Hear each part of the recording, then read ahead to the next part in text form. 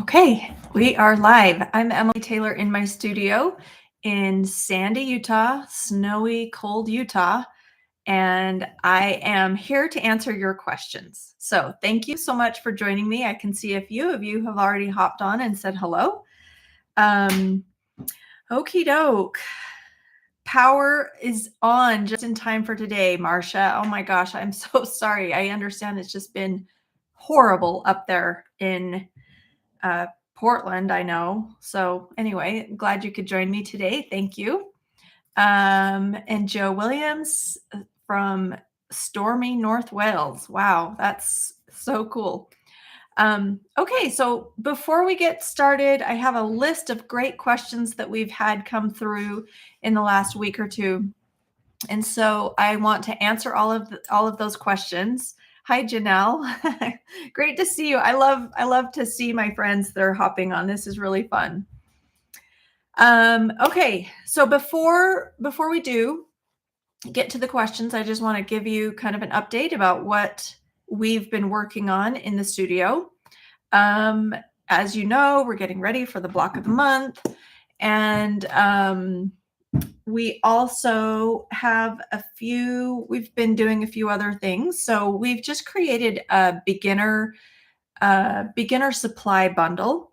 And this is a discounted price. So if you are just getting started in collage quilting, this might be the perfect little kit for you to get started.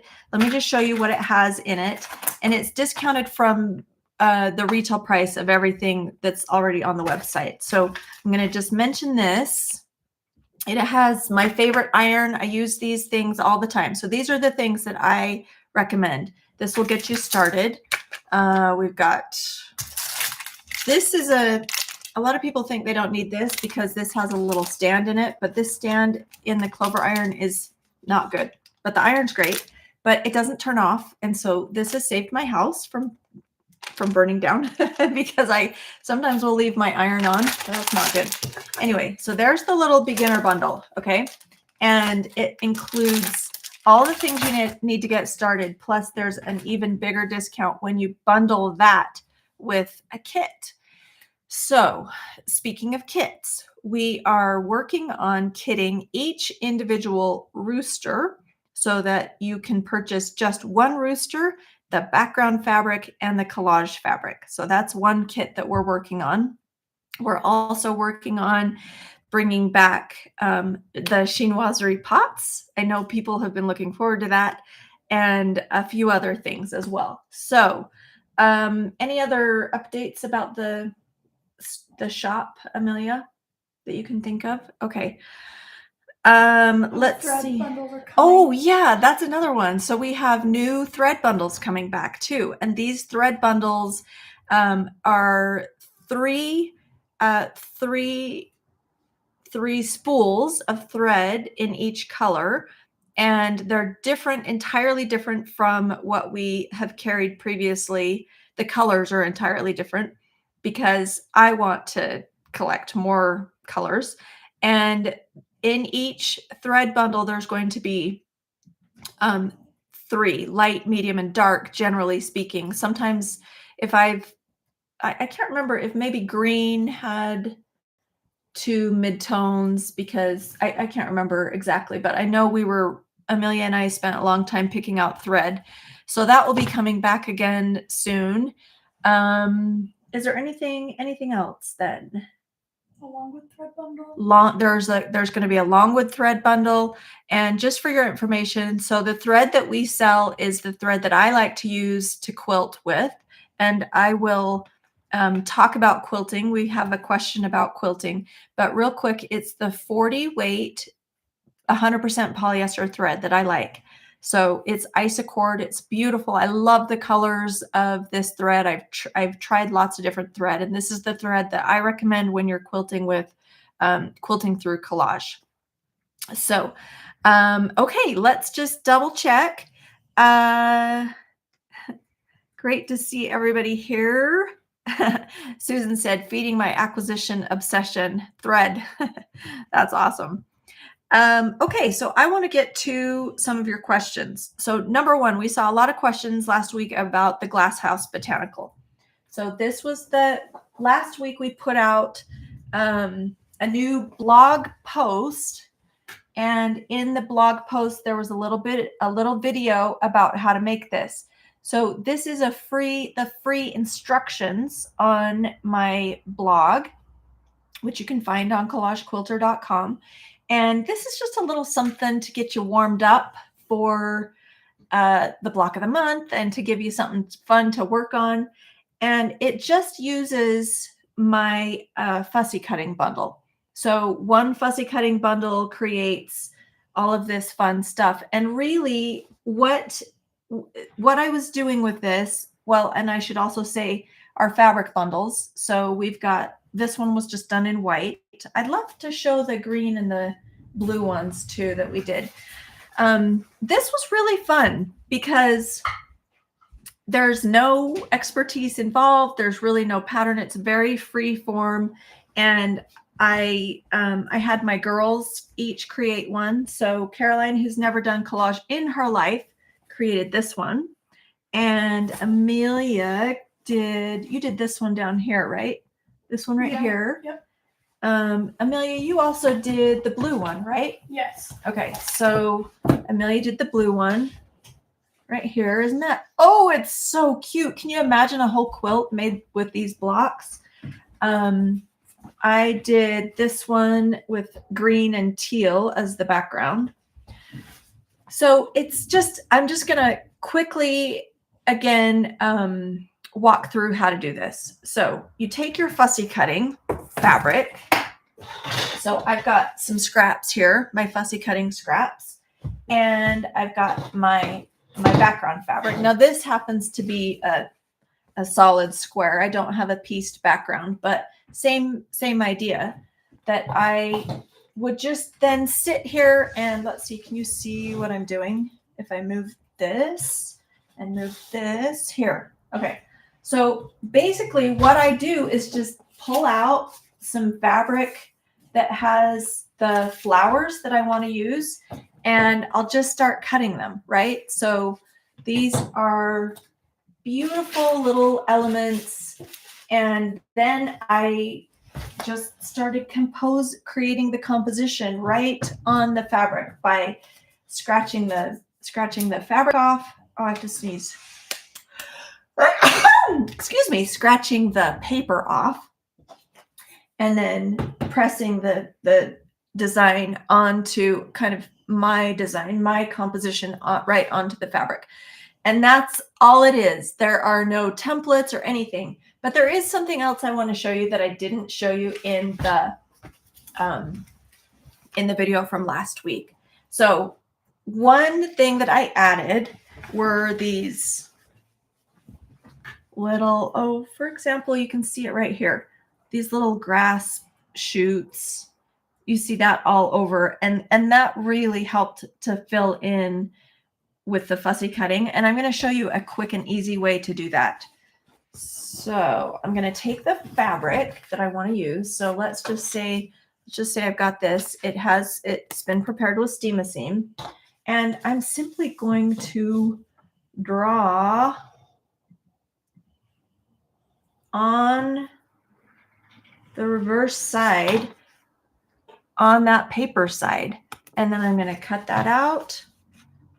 And you can do leaves or grasses or whatever you want. And adding those to the fussy cutting elements helps to just, again, create a really fun, cheerful composition. And you can create something really quick this way. So I think this was just such a fun way to play with some fabric. So there, now I have a cute little, greenery that I can build on.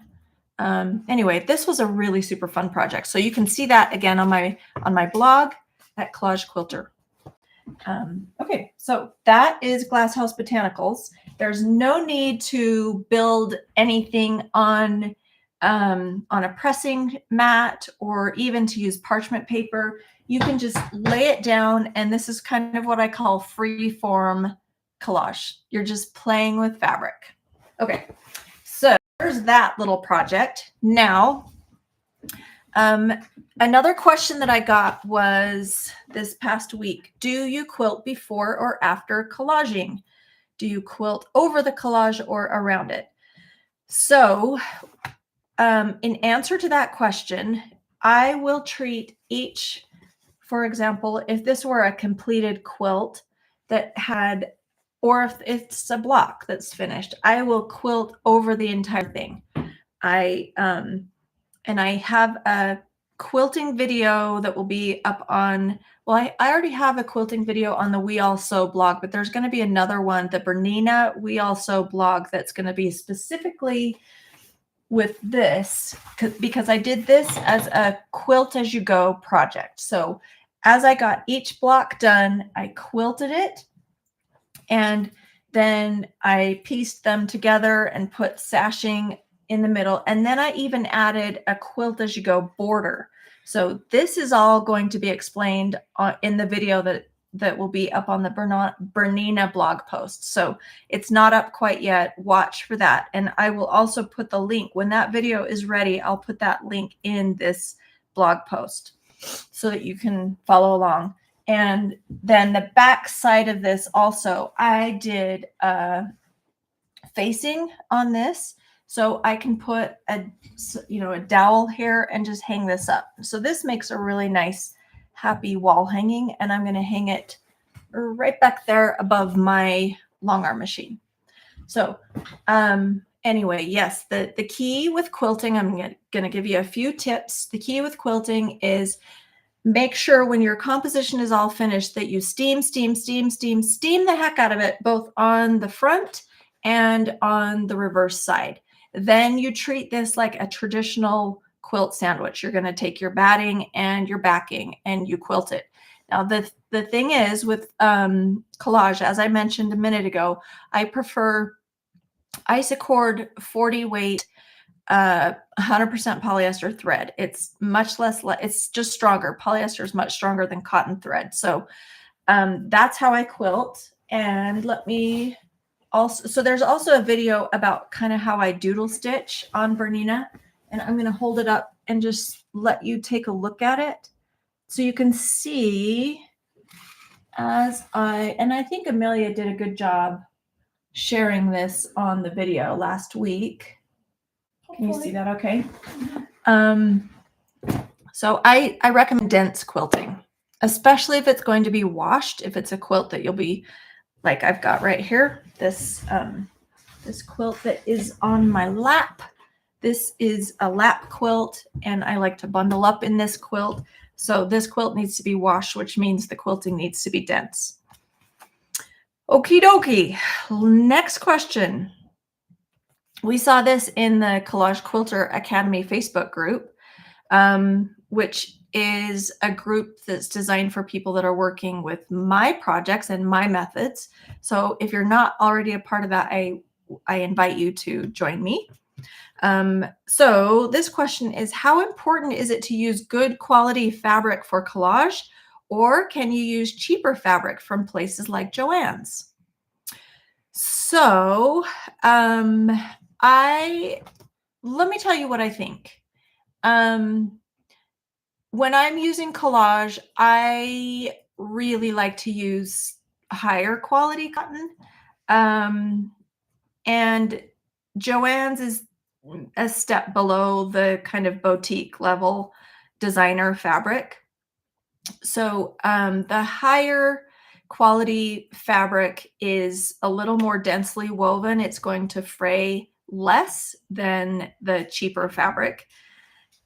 With that said, I mean, yeah, you can use whatever you have in your stash. And if that's, I know Joann's is much cheaper than high quality fabric, but so go ahead and use it. My preference is I like the higher quality fabric, but I also really, really appreciate there are certain designers that I love really nice designs. I'm kind of particular about designer fabric. designers, there are some designers who are so good at what they do and produce amazing, beautiful fabrics. And you can only get those higher end designers when you spend a little bit more on quilt fabric at the shops. Another thing too is most quilt shops are locally owned businesses, small businesses. Joann's is in a category of kind of a big business, and I really feel strongly about supporting small businesses. So that's another consideration. Okay, let's see here. Don't judge me. It's kind of early for Diet Coke, but I needed a little pick me up today. Okay, the next question is, how do I make a design board or work surface? So this is really super easy and very, very affordable. So I just went to Hobby Lobby or Joann's, whatever, buy some foam core. Foam core is this. It is squishy kind of. It comes in sheets that are, I think, like 48 inches by 36. I mean, big sheets. So you can have it cut down, which is what I did. Because this size right here is perfect. So I don't even know what size this is. Do you want to measure this? It's maybe like, anyway. And then I buy, if you can find wool felt, that's the best. If you can't find wool felt, then flannel makes a great surface, or even batting. Batting won't lay as flat, but you could do batting and then flannel. But I like if you can find wool felt, that's the best.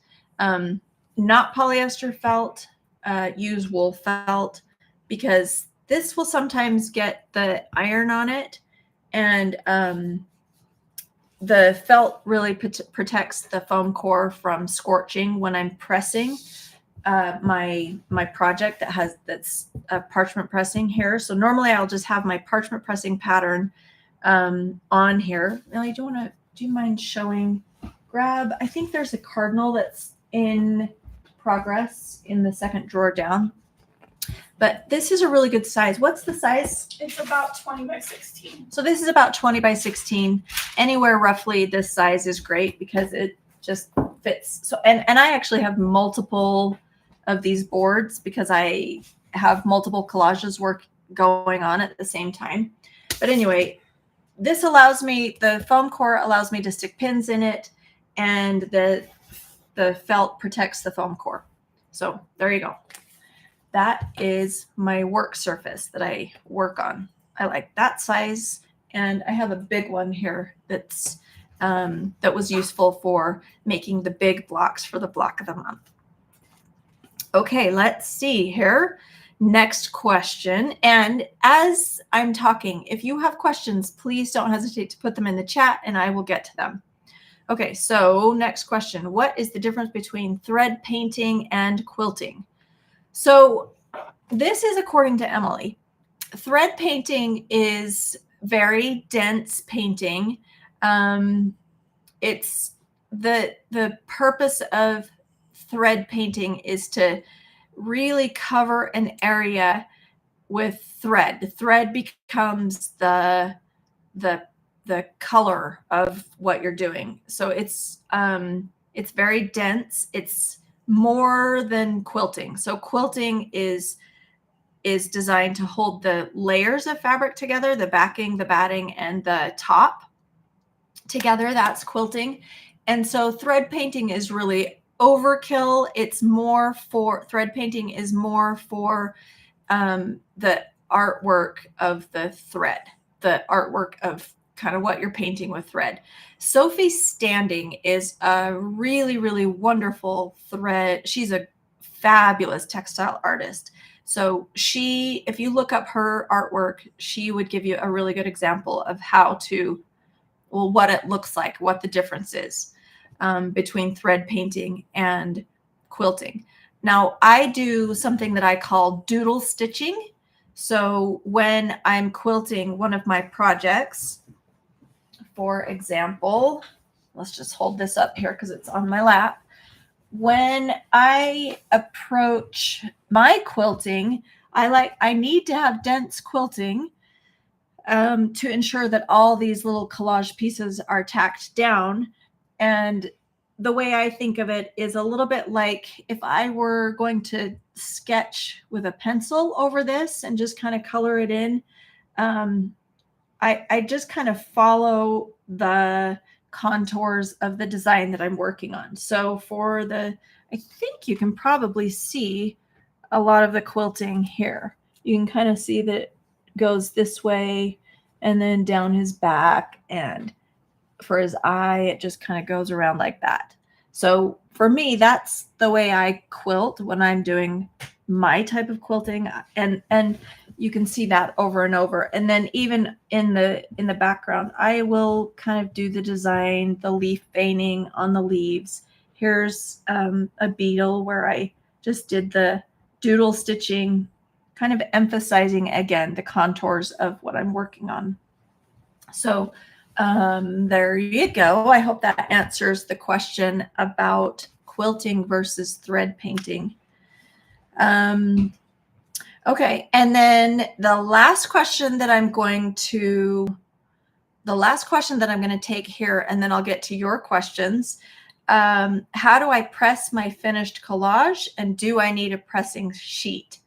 So once you have your little design, whether it's this kind of design, well, let's start with this idea. So when you're working with a parchment pressing pattern, the idea is that you're building it on parchment paper, and I will generally only press the fabric pieces to the parchment paper as I'm working on it, so that I can still remove pieces if I want to. So it maintains the flexibility of it. But once I have my little design finished and I'm happy with it, then I will take my little wand iron, this iron, and it's a dry hot iron, so no steam at this point. Then I just press everything down so that all of these pieces stick together. The idea with this then is once these pieces are stuck together, then I can peel the whole thing off in one piece and apply it to my background fabric.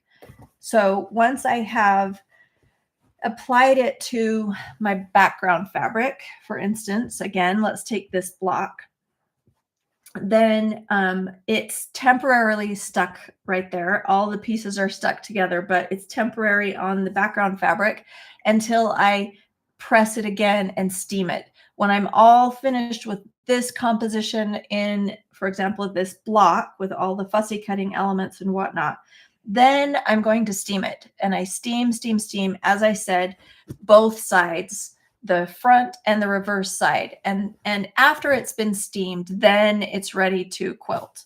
So you do not need a pressing sheet. In fact, a pressing sheet might prohibit your ability to get it really super steamy. So I wouldn't recommend using a pressing sheet. I would recommend just steaming it directly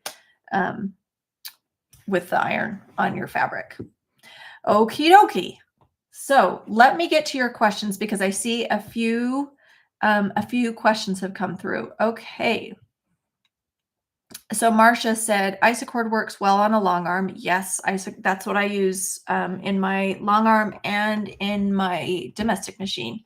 So Isacord is a great thread. Let's see. Janice asked, how are the cat collage, or how's the cat collage going? So good. It's coming along. We're now making plans for that right now, Amelia, right? Talking about it, kind of doing our mood boards and making a decision about the fabric that we'll be designing to coordinate with the cat's quilt. So we're both really anxious and excited to get going on that, and we're starting to go through those initial motions that we need to do to figure out the design of it. Let's see here.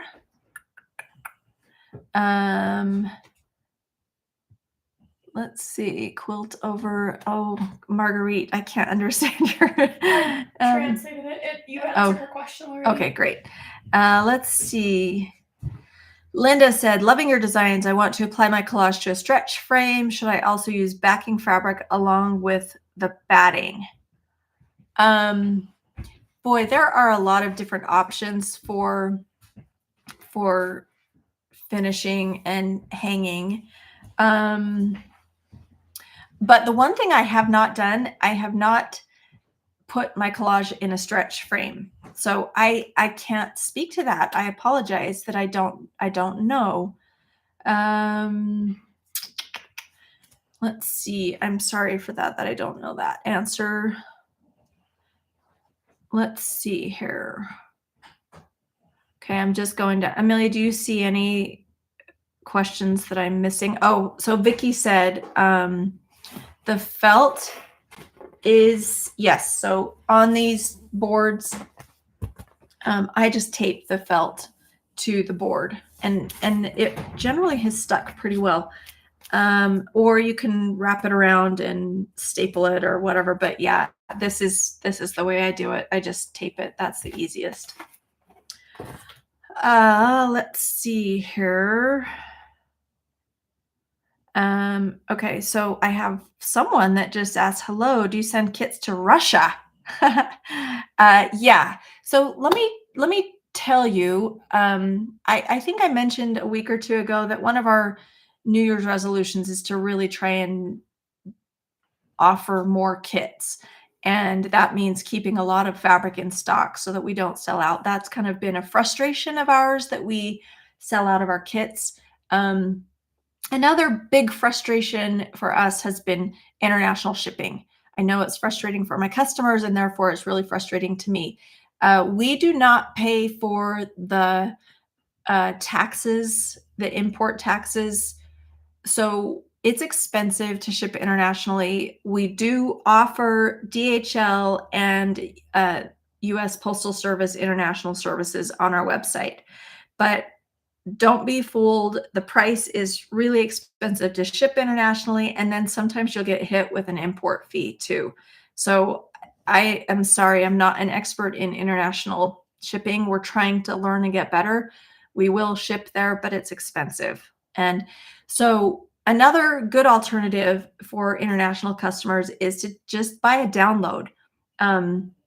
We do downloads of most of our patterns. So that's a good inexpensive option. And then another thing that I would recommend is learning how to choose fabric the way I do it. And so to that end, I offer video webinars where we take a deep dive into color theory and principles of design. And that's designed to help you be able to have confidence in selecting your own fabric palette. So speaking of those webinars, we have 2 seats left in the webinar for this week. And what time does that start? Is it on Thursday? Let me just double check on that. We have a webinar that's at 10 a.m. Mountain Time this week, so on the 25th. And then we've just scheduled and opened up availability for February's webinar, which will be February 29th on, I guess it's leap year. This is a leap year. So February 29th at 5 p.m. And there's 2.5 hours of focus on color theory and design. So that's designed to help anybody that can't get a kit, or you want to be able to design pull in together your own fabric. I think that's really helpful. And my book also talks about that. Okay, so back to questions. This is a good question. Leah asked, do you use clear thread to doodle stitch or matching color? I match the thread to the background that I'm working on most often. I've tried using the monofilament and it just makes me crazy. I can't see it. And so I don't use it. I stay away from it. So I change my thread palette according to where I'm working on my design. And that's why the thread bundles having multiple colors, because I change thread a lot. The one exception for that is, let's see, probably on maybe on the Queen Bee. Do you want to show that or bring that over? On occasion, I'll want contrasting thread if I'm trying to show the detail of an insect wing. So this is a good example of when I will use contrasting thread. So you can see that my doodle stitching is in the black thread there. Otherwise, you can't see that I've used yellow thread and then black and blue and yellow. So anyway, that's how I do it. Okay, let's see here. Katie is calling right during okay, let's see who else here. Dawn said, hello, when you're prepping your fabric, how much of each fabric do you use? Do you prepare a whole 1/8 of a yard or each print? That is an excellent question. So when I'm preparing fabric, now listen carefully. I always will, if I can purchase fabric. If I can purchase fabric in an 1/8 of a yard, that's my preference. That's what I always recommend. And the reason for that is because then I can snip off about 5 to 6 inches from that. So this is how much I snipped off. And then I'll prepare that, but I'll do that with 20 different fabrics, okay? But I don't like to have long strips of fabric prepared with Steam-A-Seam. I like small little bits. So that's all I will prepare with Steam-A-Seam. And then I can fold up the rest of that 1/8 of a yard and put it away so it stays really nice. That's my virgin fabric. And I'll prepare a wide variety, but a small quantity. Then if I need more, I can just prepare more. But that's how I handle my preparation. So I hope that you caught that answer, Dawn. Sally asked for an update on the block of the month. So we are patiently waiting for our fabric. I should be receiving fabric samples from Korea this week. And as soon as I get that, we are going to cut into it and start. All the collage work is finished. I haven't shown you all of it because I want to reveal it all at one time. But we're going to hopefully this week be busy making the quilt and making lots of fun stuff with our 21-piece longwood collection. So as soon as we know that the fabric is on its way here, then we will open up registration for the block of the month. We are just super trying to be really careful about not pre-selling too far in advance because we don't want to have any shipping disruptions. We don't want any disruptions. When you register, we want to kind of have the fabric right in hand, ready to start shipping out. So that's the status. We are really anxious to get this going. I'm excited about it. Let's see. So Peggy just asked, can you show us the entire quilt? Yeah, let me show you. So this quilt is Wee Green Beasties that I was showing with the frog. And I was thinking that I would like to talk to you. Maybe we'll schedule this for next week. This quilt has an interesting story behind it, and I'd like to share it with you. So here we go. Can you see the whole thing in there? Lower. Okay. So this is the Wee Green Beasties quilt.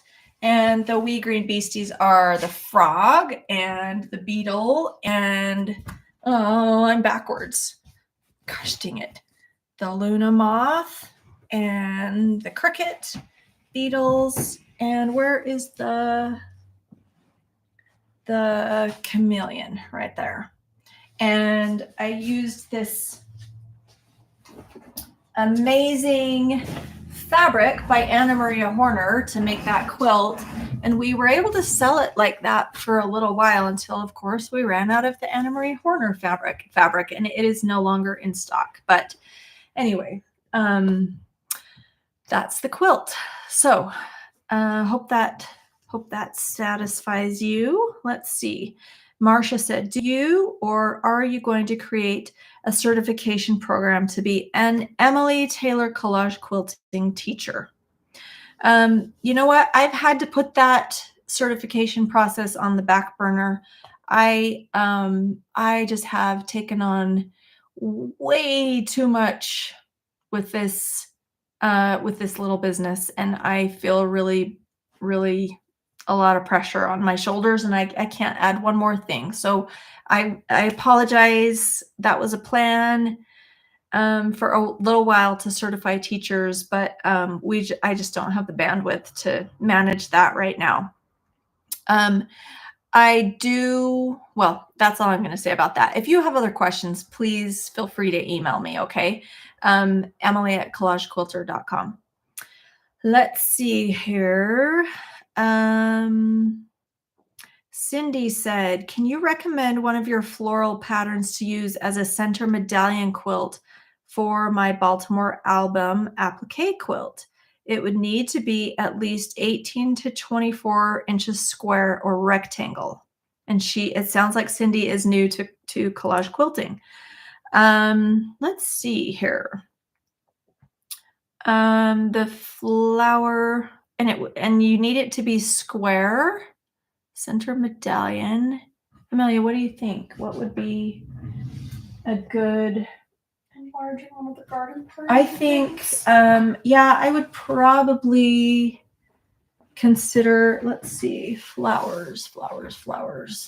I love flowers. But my foundation panel flowers like June Bloom and Art in Bloom are foundation panels. They're not square. I suppose you could cut them, but you could also use, so I'm going to just show you this quilt as well. These blocks are all square. Which way is the right way? Okay. So you've got that Gerber daisy that might be kind of fun. You've got the poppy. The sunflower would probably be perfect too. So I guess too, it depends on what the color scheme is for your quilt. So, oh, it doesn't, she said it doesn't have to be square. Well, Cindy, go check out Amelia, do you want to grab those? Let's see. June, let me just, June Bloom is right there. And Art and Bloom, those are fun collage quilts. Let's see. So here's Art and Bloom. That actually is square. Silly me. Here's June Bloom. So this is a really fun one too. So I don't know. It's personal preference. I don't know. Sorry that I'm not more helpful.